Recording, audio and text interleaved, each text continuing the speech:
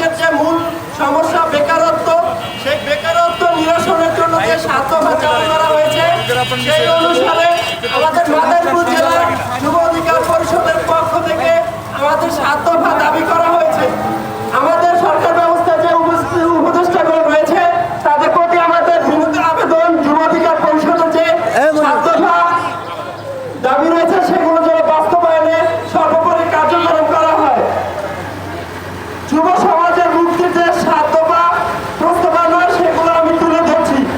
সকল ধরনের বৈষম্য মুক্ত চাকরি ও কর্মসংস্থানের মৌলিক অধিকার হিসাবে সাংবাদিক স্বীকৃতি ও বাস্তবায়নের অগ্রাধিকার দিতে হবে। প্রতি বছর নিয়মিত বেকারত্বের জরিপ প্রতিবেদন আকারে প্রকাশ করতে হবে।